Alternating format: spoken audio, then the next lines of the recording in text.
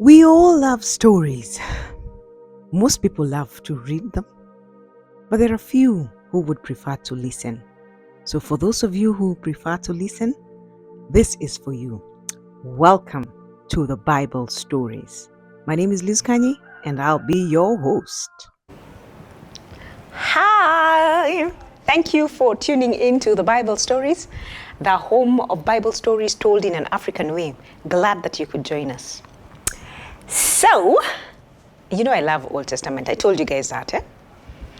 There's a story I told you about Daniel and his three friends, Hananiah, Mishael, and Azariah, who were later given other names, Meshach, Abednego, and Shadrach.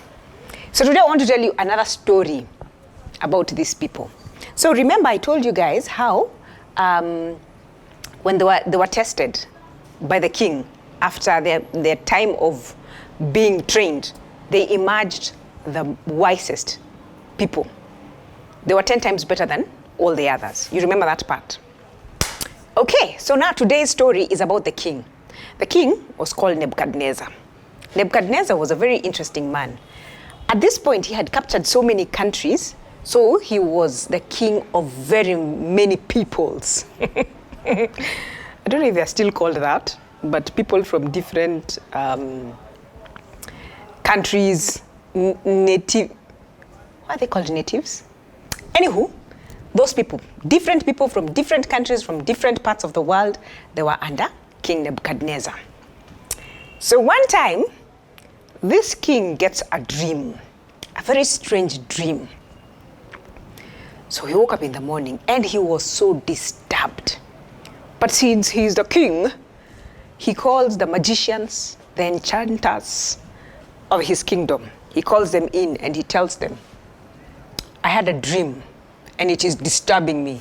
And I want you guys, because you're the magicians, you're the astrologers, you're the enchanters, I want you guys to tell me, to interpret that dream for me. And so the guys are like, okay, tell us the dream and we will interpret it. And the king says, Nahi, you tell me what the dream was and also interpret it. And the guys were like, huh? He says, yes, you tell me what the dream was and then you interpret it. That is the only way I can be sure that your interpretation is right. Well, who knows whether he had forgotten the dream? You know the way you get a dream and it bugs you but you have forgotten it? Maybe that was the case. Or maybe he truly wanted to be sure that the interpretation was correct. So the guy said, king, you tell us the dream and we will interpret. And the king says, listen guys, you tell me what the dream was and then you interpret it. If you don't, I'm going to cut you into pieces. Yani, kings had the right to do that those days. I will cut you into pieces. And they said, no, tell us the dream. And he said, the second time he told them, I said, if you do not tell me what the dream was and the interpretation, I'm going to cut you into pieces and I'm going to turn your homes into piles of rubble. And the guys were stressed. And they said, King, long live your majesty. But the truth is, no king has ever demanded anything like this from any man. Because dreams, they come from the gods and only gods give interpretation. The king said, I have said what I have said. But this time, I'm guessing he was very angry. So he released a decree. He said, all the wise men, the magicians, the enchanters, the astrologers, they're going to be killed. And he issued a decree.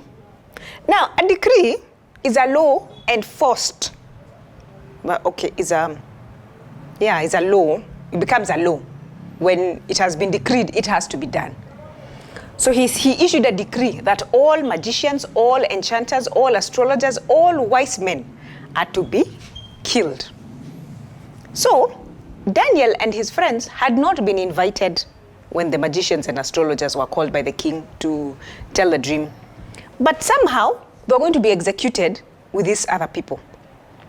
So the guy who was sent to execute this order, his name was Arioch.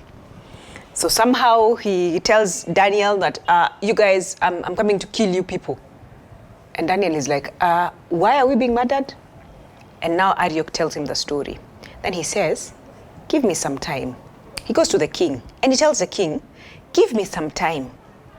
And we ask the God of heaven and give you the interpretation of your dream.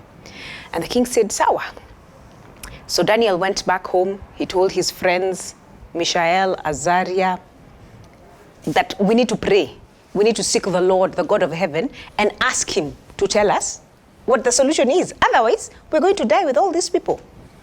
So they prayed. And that night, in dreams and visions of the night, the Lord revealed to Daniel what that dream was.